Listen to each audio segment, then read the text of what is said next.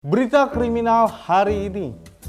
Karena pelapor terus bertambah, kerugian arisan online fiktif di Banjarmasin kini mencapai 11 miliar. Lalu ada berita insiden penganiayaan di Tapin yang menyebabkan tangan korban putus saat menyerang pelaku.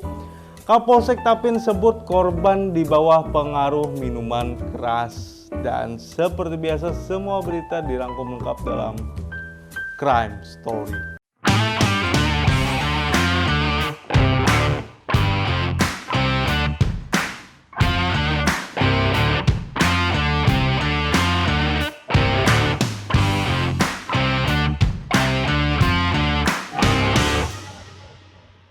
Halo Sobat Bipos, berjumpa lagi dalam konten yang akan mengulas peristiwa kriminal secara eksklusif dan up to date. Masih bersama saya Papa Roka, langsung saja kita ke berita pertama. Korban kasus arisan online fiktif yang dibandari seorang wanita berinisial RA asal Banjarmasin beberapa waktu lalu hingga kini masih bertambah. Bahkan total kerugian dari kasus tersebut kini mencapai angka 11 miliar rupiah.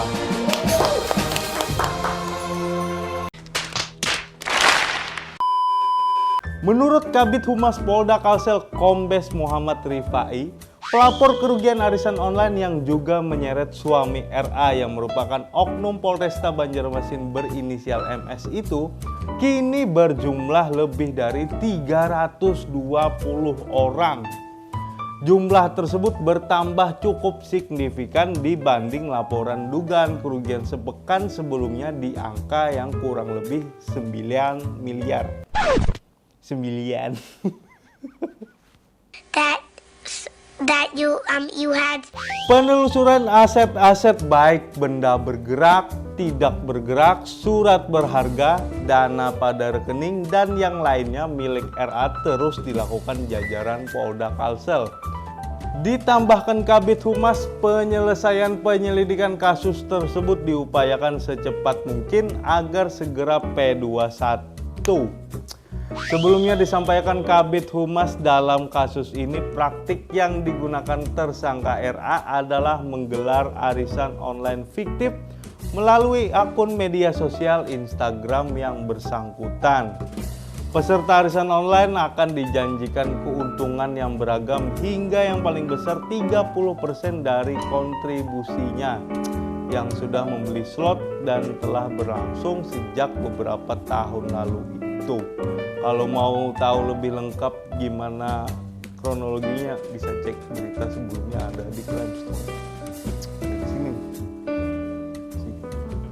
Insiden penganiayaan berujung putusnya lengan seorang pemuda berinisial M 27 tahun akibat sabetan parang oleh kakek 64 tahun yang berinisial MA diungkap Polres Tapin.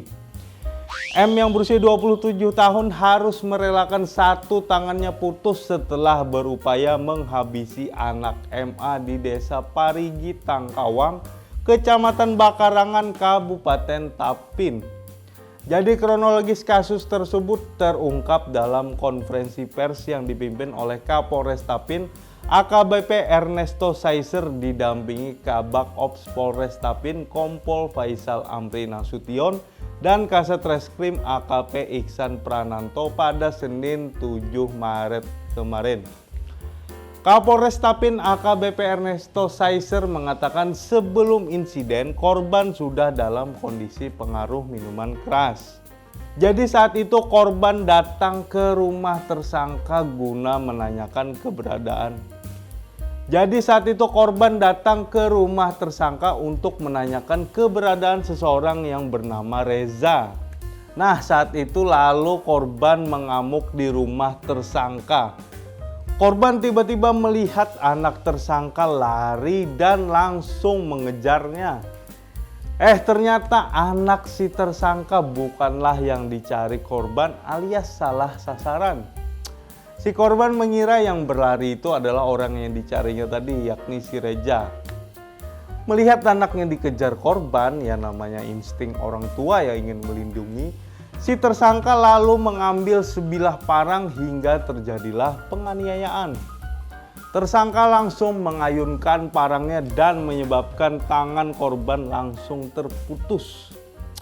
Sementara itu, Kasat Reskrim Polres Tapin AKP Ihsan Prananto menambahkan saat ini pihaknya segera mempercepat pemberkasan kasus penganiayaan ini untuk proses selanjutnya.